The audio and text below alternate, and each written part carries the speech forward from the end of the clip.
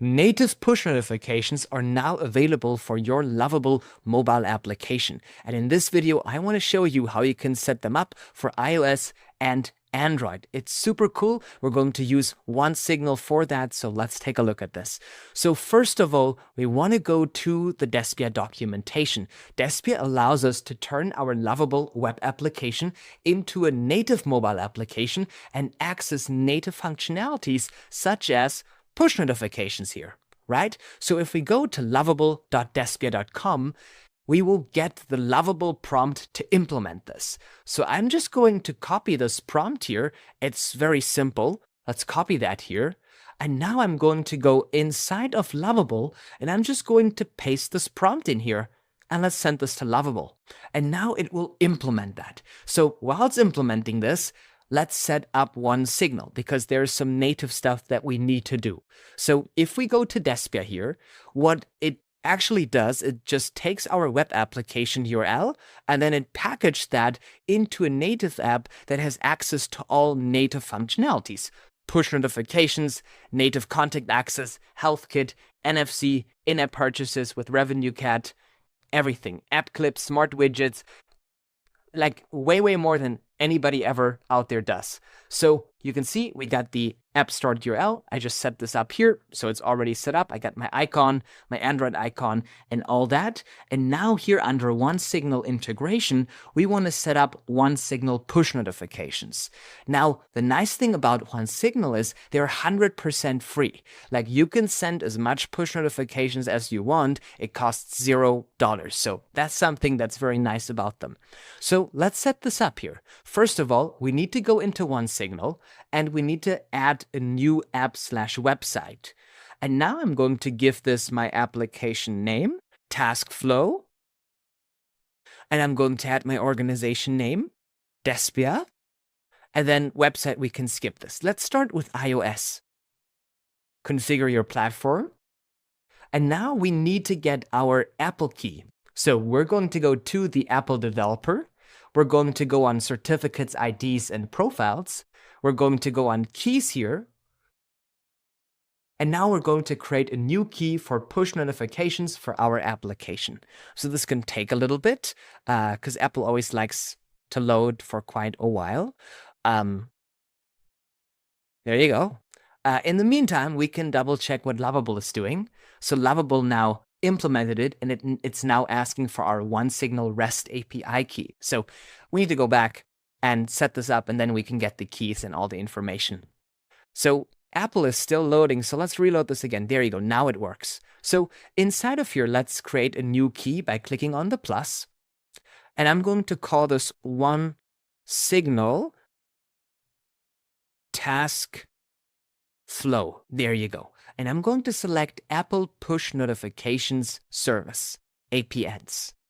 And then I go on Configure here, and I'm going to go Production. And then I do Topic Specific under Key Restrictions. And I'm now adding my App Bundle ID. So I'm looking here for Task Flow.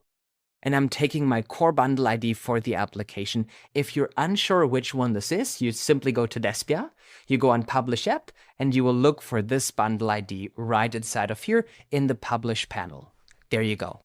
So now we go back inside of here, we go on Done, and now it's all done.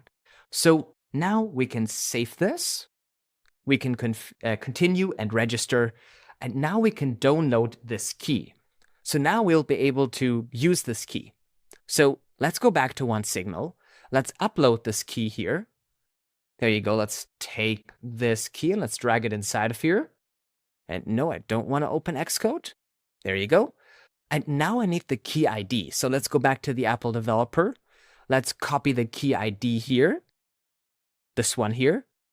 And now we're going to go back to OneSignal and we're going to paste the key ID right inside of here. Now we need the team ID. If we go back to Apple developer, we will see the team ID in the top right corner. So let's copy this one here. It's next to your business or personal name. And now we go back, paste this here under the team ID. Now we need the app bundle ID. Again, we can find this in Despia. If we go to Publish App, we can copy the app bundle ID for our Lovable mobile application. And now we're going to paste this inside of here. And now we go on save and continue. And now we're going to select native iOS. Let's save and continue. And now we're going to copy the app ID here, this one.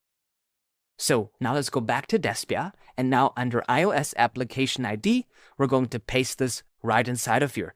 Now it's the same for iOS and Android if you're using OneSignal. So we can also paste the same ID here for Android. So now while this is setting it up, we can already build the iOS application because that's everything we need to set up. Now, when you set this up and you have not added the IDs yet, you need to rebuild your application one more time because it affects the native application, the native code. So let's publish the project again, and now it will rebuild the native application. It will resubmit it to the store as a draft, and then we can test it on our phone with TestFlight and Android Beta. And then we also need to do the same thing with Google Android once we have that configured. So now we're done. We can just go on done here. And now we go back to push and in-app. And now we can set up Android. So on inactive platforms here, we see Google Android. Let's activate this one. And now we need to upload our service account JSON from Firebase. So let's go to Firebase here. Let's go on Go to Console. And now we need to create a new cloud project for our application. So let's create a new Firebase project. Let's call this Task Flow. Let's go on Continue, Continue, Continue. Let's select the default. And let's create the project. Now this will take a little bit because it's now setting up and provisioning the entire workspace. So it can take a couple of minutes. And then we'll be able to set this up. We just need to upload the file and then we will get the ID, which will be the same for Firebase, for the Google version, such as, compared to the iOS one. It's the same for both. But let's go and continue here. And now we will see this workspace here. So now we go on this settings icon here. We go to project settings and we go to cloud messaging. And now under cloud messaging, we need to make sure that the Firebase Cloud Messaging API version 1 is enabled, which it is. So that's great. And then we're going to go to integrations. No, sorry. We go to service accounts.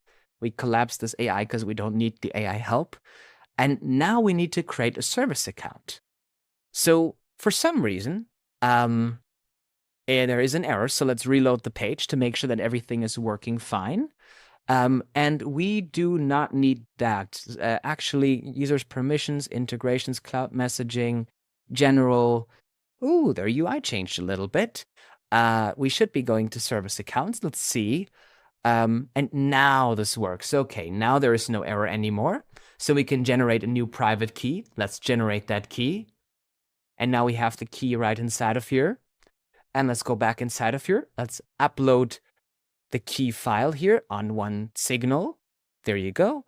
I'm going to quit Xcode because I don't want to open it. Don't open. No, I don't want to. No, don't open. There you go. And now I'm going to save and continue. So let's go to the next step. We're going to select native Android and save and continue. Now, again, this is the same ID like we already have copied. So if we go back to Despia, we will, essentially paste the same ID inside of here. So now let's get this all set up here. So let's go back to the application and go on done. Now we need to go in, under general, keys and IDs.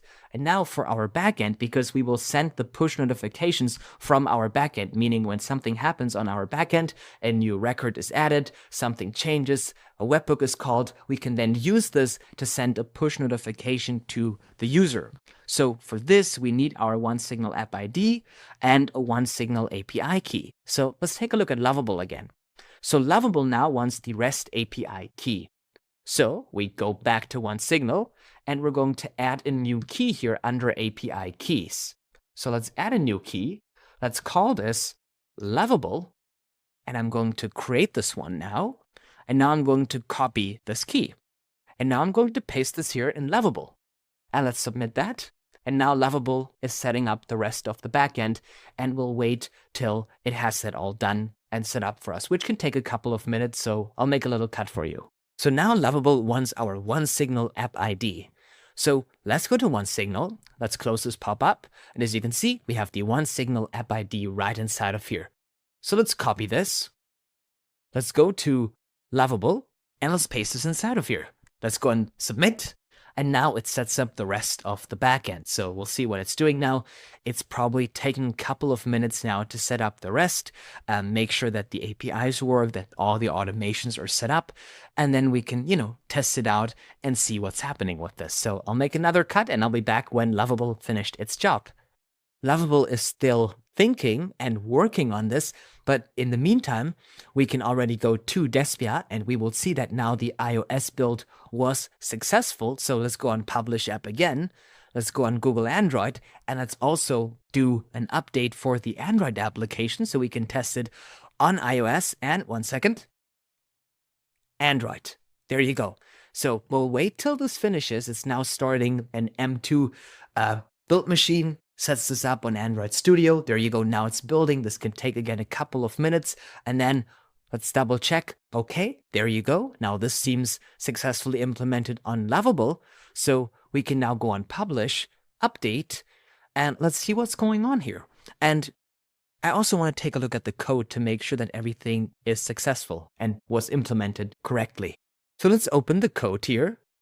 And now let's take a look at some of the front-end code. So we see we're importing Despia from Despia Native. That's correct. And then there is this use device link function that tests if Despia is in the user agent. Sometimes it's a little bit critical doing it like this, but I think it should work. And then we do Despia OneSignal player ID to get the player ID and the device ID, and then we're linking it with the backend. That looks correct to me. That looks actually great. So let's test this out. And I also want to say add a demo form to send a test push to yourself to the device itself, so we can test if it works right from the application. So let's add this. We can remove it later on, but this will then allow us to press a button and see, hey, does something push back, There you go. And now this will take a little bit. It's still building on Android, so we'll make another cut and we'll be back when the Android was successful, and we'll take a look also at Lovable's response to that. Oh, there you go. It's already try out. Oh, we already have that. It's already implemented. Okay, but we still need to wait till Android is done to fully test it. So we'll make a little cut and we'll be back when that is done. Actually, now the start application is just white. So I think we have a React router issue. This has nothing to do with OneSignal, but sometimes this happens. So let's go to the chat mode and let's say on the web at least the app is just blank. I think we have a React router issue. There you go. I'll send this to Lovable and let's see if we can debug this, because I would not want this to, not work on web, because it should still also work on the web. And sometimes when you prompt Lovable, sometimes it breaks some of the routes when you implement new pages or something like this. So then you just want to prompt it and say, hey, I think we have a React router issue. This is usually the most common issue in React applications. When you're looking at a beautiful blank screen like I'm looking at right now, it's going to think a little bit, and then we'll see if this is implementing it. And Android is still building, so this is also a great way for me to get some extra time to wait till Android is fully built. So we'll see what Lovable is thinking about that, and then when it's done, we'll double check what it said, and then we'll implement the plan. Oh, it doesn't stream that nicely anymore. It just gives you now the whole response. Let's implement the plan, and this will probably take a little bit, so we'll be back when the plan was implemented. So as you can see, now the React router issue is fixed. So let's publish this, and then let's also check out how this debug alert section now looks. It seems like it got rid of the store for in-app purchases to accommodate the alert section. That's the pleasure of using AI to build stuff. We'll see if we can restore some of the old stuff, because this was not my intention. Or do we still have it? No, the store is still there. I just removed it from the menu. Or is it there? Let's see, 1 second. Okay, This makes me feel more confident. Okay, that's fine. That's fine. Let's go back to the alerts. That's what this video is about.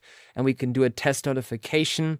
Okay, I want to do one more stuff. Let's say add a read-only text input to the page as a debug, just showing the OneSignal player ID. I want to have this added to the alerts page so I can see if OneSignal is even initializing.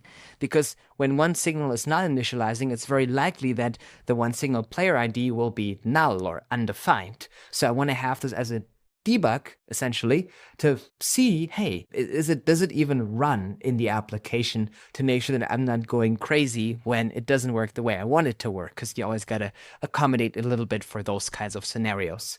So I don't know, Lovable isn't streaming anymore. It just like gives me the message like this, done. Interesting. But let's publish this anyway. Let's update this and let's refresh. It should nicely show this. Ah, yeah, there you go. Now we got the debug for the player ID.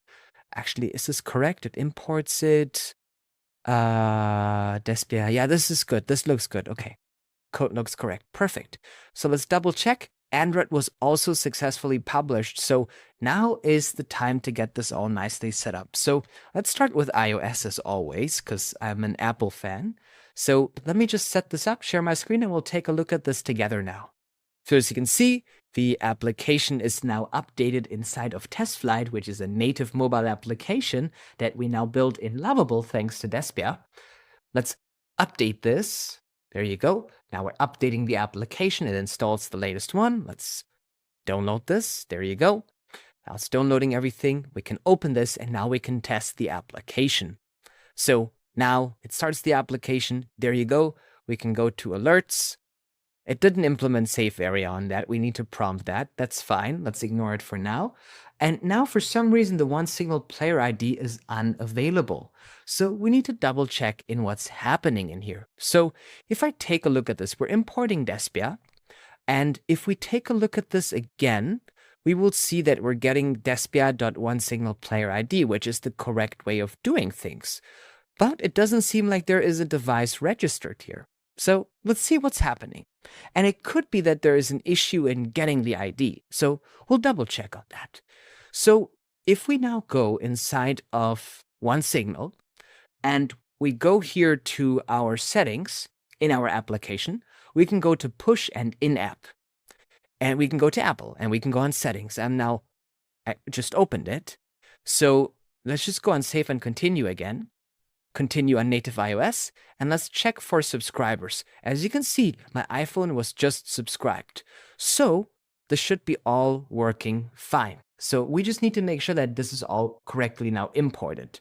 Let's send a message, and let's see if this already works in this application. So let's do like a demo message, and then we'll see what's happening. Let's call this new message. There you go. And let's do title. New title. Let's do demo 123. Demo 123. There you go. And now we're just going to send this. And we'll see if that part works in sending this to all subscribers. Let's double check. And as you can see on my screen, this message was delivered. So OneSignal is initialized. But for some reason, it says, not available. The player ID. So why is that happening? There are a couple of reasons that we want to probably look into. So we're doing Despia.OneSignal player ID. And inside of here, we're also importing Despia from Despia native. So this should be fine. Let's try closing the application and opening it again. And we'll take a look at that again. And now actually, it usually sometimes takes a little bit in certain cases for it to fully activate. If I now share my screen, as you can see, now I have the player ID. So let's close this again. Let's open this again. Let's make sure this works more than one time, There you go. The player ID is activated. Let's close this again. Let's open this again. Let's just, test this out. There you go. Player ID is activated. Sometimes when you're not seeing the player IDs activate, just go back into OneSignal, go back through the process to make sure it sets up the data sources correctly. Like go to settings, push an in-app, go to the platform that currently doesn't work, save and continue, and then choose native iOS, save and continue, and then just check for subscribers, and then go on done, and then sometimes it just syncs it again, and then as you can see, give it a little bit of time, and then it should work beautiful on all your live applications. There you go. Fantastic. So now we should be able to send a custom notification here. So let's try this. This is a custom test 1. I love Lovable and Despia because it's so cool. There you go. So now let's send notification and let's see if we got one. And I'm getting some other ones because I'm in the debug version, but let's send this again and let's see if this works. And it doesn't work on our server. So why is this happening? Most of the times this is happening because when we opened the application, it synced it when there was not one available. And it's not syncing the player ID and the device ID on every app load, which is something that we need to fix. So let's go back to Lovable and enhance this prompt. Let's tell it on every app load, I want to take the OneSignal player ID and device UUID and link it in a linking table to the logged in user so that I can send push notifications to all logged in devices for one specific user. And then let's also say, I also want the ability to ignore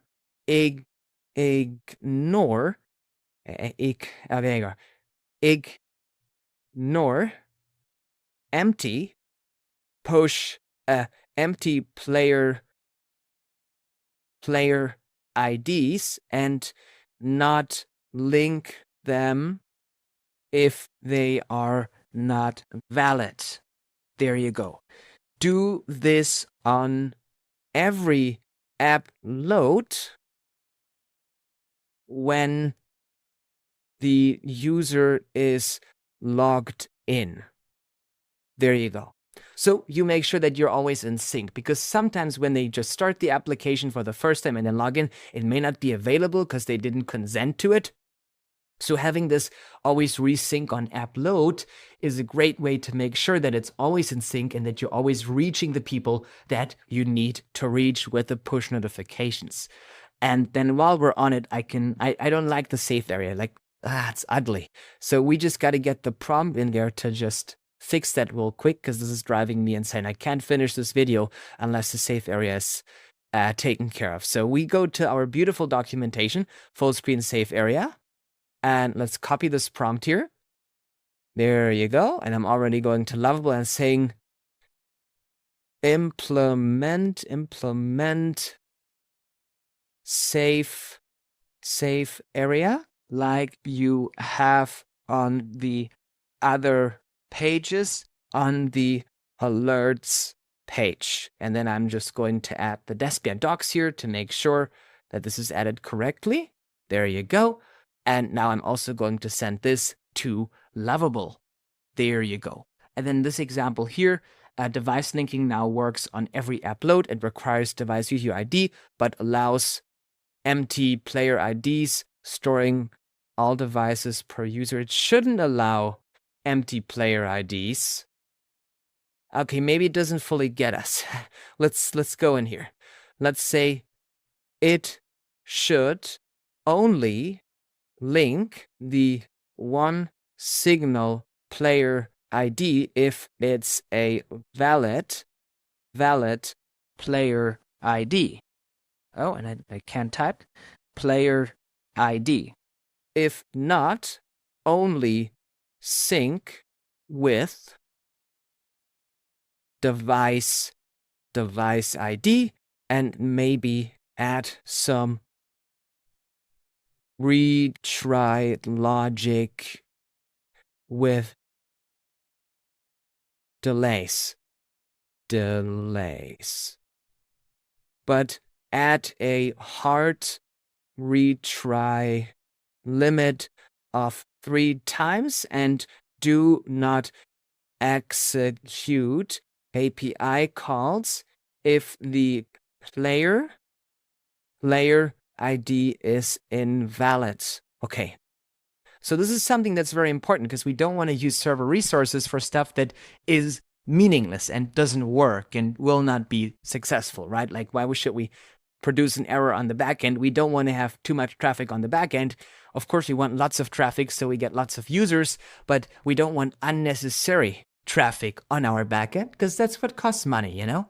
So now we'll wait till all of this is nicely implemented and we already have the safe area taken care of, hopefully. So this should also then look pretty nice.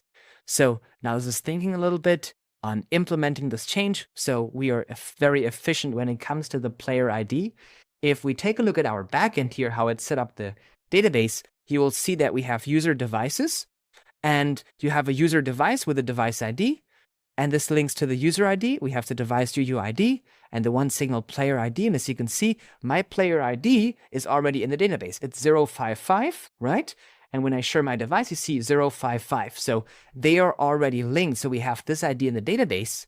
So now we can take this ID, which is related to a specific user, get all the user's player IDs and send a push notification to all the devices that the user is currently associated with. And that's how you can send personalized push notifications to specific users when stuff happens on their account that is only relevant to them. So let's publish this. Let's update this. Publish anyway. And then this API call should work. Now, it seems to sync it successfully, which is good. Now, if the API still doesn't work with the demo call, I would highly assume that there's maybe a problem on the backend when it comes to invoking the OneSignal API, but we'll double check on that. So let's open the application again. Let's hope that the safe areas look nice. Yeah, that's nice. Look at this. Maybe like it, you could see like how it clearly has a completely different UI because we built this when it was still on Claude 4 and now it's in 4.5. So, you know, like there's a little bit of a different UI job here. I'm not saying it's terrible. It's just different, but I think I can live with that. There you go. So let's test this. Let's do test 1, 2, 3. Test 1, 2, 3. Okay. Let's double check that. No notifications yet. Let's send a notification. Let's send a couple of more of them. And as you can see, no notifications are coming. So now we need to double check and figure out why. So let's go to the chat and let's say, I just sent a couple of debug push notifications, but they did not work. And let's send this. So now Lovable came up with a plan. It says, I found the issue. Let me check one more thing to confirm. Problem identified. I found 2 critical issues preventing your push notifications from working. Issue 1. OneSignal player ID not in profiles table. The database query shows user devices table has a valid OneSignal player ID. Profiles table has no OneSignal player IDs at all, because we should use a linking table and not store it in the profiles table, or the users table, because that would be that would be bad practices. The problem, the send notification edge function requires the profiles table for OneSignal player ID, but your device linking code use device link is correctly storing the player ID in users' devices, but not consistently updating it in profiles. Issue 2, no invocation logs. Function never called. The edge function logs show only boot and shutdown events, but no actual invocation logs. So no sending notification to X devices messages. This suggests either the function isn't being called at all, it's failing before reaching the logging statements. So let's double check that here. We have OneSignal player ID, is player ID, OneSignal player ID. Now I should, probably reminded how it gets access to the OneSignal player ID before we are working with this. So let's go to the Debian documentation. Let's copy the docs one more time. Let's say use it like this. I just added so it adds it to the plan, so it sets it up actually correct. But there you go. That should be it. Let's double check what Lovable is now saying. It doesn't stream anymore. That's weird, but we'll just wait till it's all done, and then we just read at the whole thing. Well, after it's done, it doesn't like nicely stream anymore, so we gotta wait a little bit more to read what it's doing. But the issue is we have the player ID related to the user table, but usually in best practices in backend, when we have such IDs like this, a user may have multiple user IDs. A user may have multiple player IDs. So you want to have them in something called a linking table, where it's a table saying user, that's the user ID, and then player ID. And then you have many-to-many relations with this. This is going to be the best way to implement this, following best practices. So now you see Lovable looked at this. It said, what's working? Debian is already installed and imported correctly. What's broken? The send notification edge function queries the profiles table for player IDs, but it should use the user's devices, which is the linking table. It outlined the problem. It showed the fix. This is it. This looks good. So let's implement the plan. And now while Lovable is implementing the plan, this can take a little bit and it's not streaming anymore. So we can't, I can't entertain you anymore and say random stuff about what it's doing. So I'm going to make a cut and I'll be back when it's done. So now, as you can see, it just finished this. So let's publish this and let's see if it works. So let's update this here and fingers crossed, because now it updated the backend functions. So this should all now work nicely on our Lovable Cloud or Supabase project. So now let's take a look at the application again. So let's go here on the phone and let's share the application here. Let's see, no push notifications. So let's go on alert and let's go in here. Let's do, this is a warning. This is a grammar. Warning, use Debian today. There you go. Perfect. Now I'm going to send the notification. Fingers crossed. Okay, this looks good.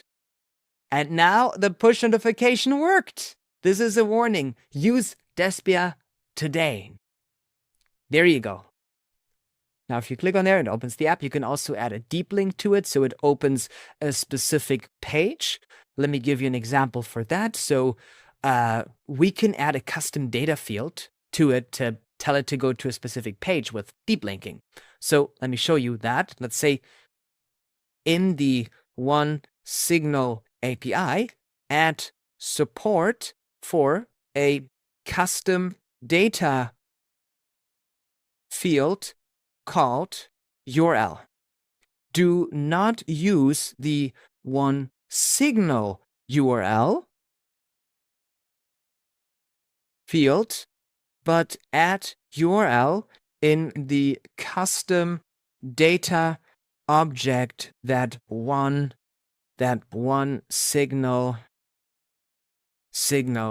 allows. This is very important because if you use their URL, it will open in the browser. So you got to add in the data object. Just tell it data object, and we'll know what it's working with. Add a custom field URL in there, because then the Debian runtime will automatically interpret that and use background processing to route it back into the application. Considering you have deep links on, which I already have for my application, so you want to go to add-ons. You want to make sure that web app synchronization is on Debian, and you want to follow the documentation here mentioned under deep linking on lovable.debian with the documentation. But I already did that, so I can skip this part. So now we're done here with this. There you go. And now we should be able to have this nicely set up here. So let's send this here. And I probably want to go into chat mode because I would expect this to think a little bit. At least it would be beneficial if it thinks a little bit about this before it does random stuff. So now we're going to wait a little bit till it has thought about how to implement this, and then I'll be back once it thought successfully. So now Lovable said, I'll help you add the port for custom URL field in the OneSignal notification data object. It is implementing the plan. This looks good. You see how it has URL. Okay, this is for the interface. But now you see we have the data object. It has the URL in there. That's fine. There you go. This looks good. There you go. Perfect. So then we can go to a specific page in the application. Let's implement the plan. And now this should all nicely set it up. So we would then open a specific page inside of the application and have that link to the native application. So you can go to a specific page, to a specific profile page, to a specific user page. Let's say, user X just followed you. And then they click on the notification and then they see the profile page for user X. So you can set it up dynamically just like that. Now there's one more cool stuff that we can do that I actually want to add, while we're testing the deep link, and we can also set a custom badge count. So let's say add support for adding custom badge counts. Like when you have an app and it says like +99 missed messages, and there's like this red +99, you can set that also dynamically. So let's send that to Lovable for add support for adding custom badge count. Let's publish it in the meantime because I want to make sure that the deep linking with the specific URL opening also works nice in the application. So let's open a sample page here. Let's go to the store, which we can't reach the store normally. So if I were to go to the store, it's now hidden from the navigation. So we can use this now to nicely send a notification to the store. So let's share my device here. Let's open that real quick. And let me just get this pasted over here. Let's see if that works. Paste. There you go. So now let's share my screen here. As you can see, the store link is now pasted. And then I can say, by now, this is the best store ever. There you go. Let's send the notification. And now we have the link added to open this. And now, as you can see, by now, this is the best store ever. I want to show you the magic. Let's close the app. Let's go on the notification. Let's click on here. And now it opens the app with the store, and I can buy some coins. Look at this. Let's do an in-app purchase real quick. There you go. And I just bought some coins because now I got invited to the exclusive store with the deep linking happening in the push notification. There you go. And I just got some coins. And I can also see my entitlements for the native application. Pretty dope. There you go. So now we have added support for that. Now I also want to test the badge count because I think that's also pretty cool. So let's update this again. The badge count is actually my favorite one because this lets you set like a badge, like 50, missed messages in your application or something like this. It's very, very cool. So and this is the beautiful thing about Despia, by the way. And also you can, if you don't have an iPhone, you can test this exactly like I'm doing here on an Android because it's hybrid, meaning it works on both of them. It's like all the same. You're writing the same code for two different systems that get usually interpreted in two different languages. That's pretty cool. So if I close the application and open it again, the application is already updated. You don't have to wait 10 days for Apple to review your stuff. There you go. Let's do a custom badge count. 777. There you go. 777. Let's do push notification title. Magic 7. This is cool. There you go. Let's paste my deep link in here because I want to go to the store again. Let's send the notification. Now it's send the notification. Now, as you can see, and this is the coolest thing, look at this. We got a custom badge here. Isn't this cool? We got the custom badge here. And now when I click on the application, the badge disappears. And when I go to the application and I click on it because we have the badge and I click on the application, the push notification also disappears. So we need to actually go back into this paste this in here, go on batch count 777, magic 7, store the 7. Okay, let's send a notification.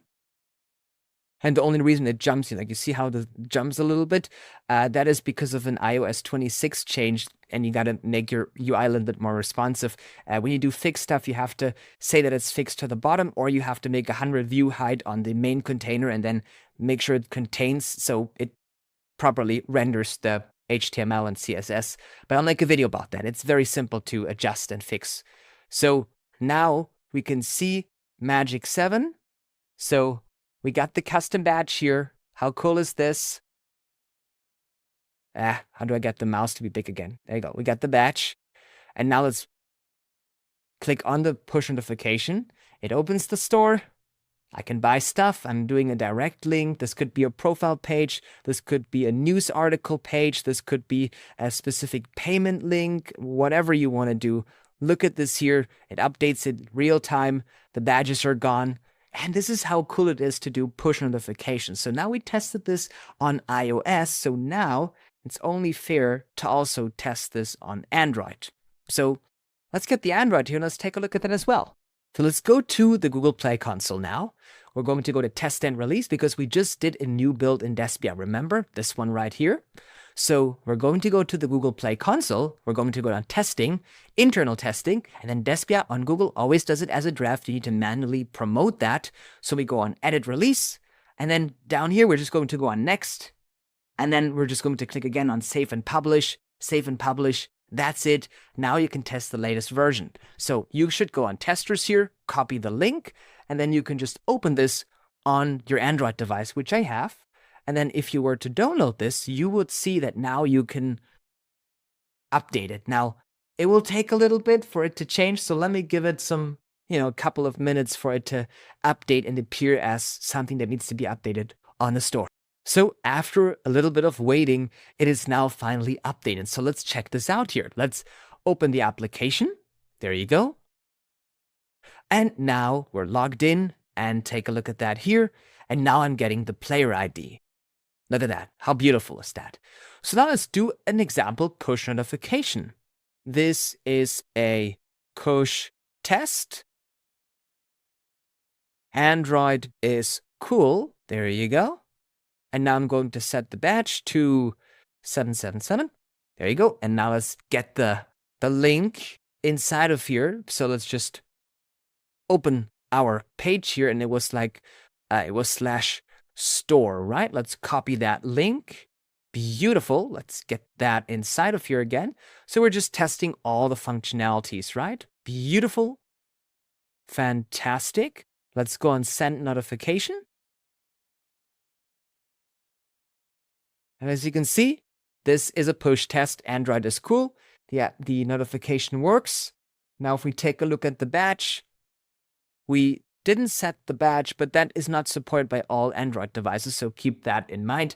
Usually when you have Android devices that are in lower budget versions, like me having the Samsung A15, they may not all have the same platform support. So keep that in mind. But if I open the application here, you see we got the push notification. If I click on the push notification, you will see it will go to the coin store page. I can purchase the coins with the native in-app purchase, all that kind of stuff. Look at that here. Let's try that out. I can do swipe to pay, all that kind of stuff. There you go. And that's how simple that is. Now, badges don't always work for all Android devices. Keep that in mind. iOS has always guarantees to work across all devices because all from one manufacturer. But with Android, there are millions of manufacturers. You can start your own Android phone company. It's very simple. So they may not all have the same standards, capabilities, what your app can do, but it does a lot of it, and the deep linking is the most important part. So it works on iOS and it works on Android. And this is how you do native push notifications inside of Lovable for your mobile application. And then what you can also do is you can now go into your backend and you can tell Lovable, hey, whenever, an AI generation is done, send the user a push notification. Like, This prompt allows you now to set up everything because you're having the user ID, you're relating the OneSignal player IDs for all devices to the user account. So then when anything happens on the back end with the user, you get a webhook, a payment goes through, someone likes one of their posts, you can then use this to send to all their devices a custom push notification and link to the certain page and have that page then open in the mobile application.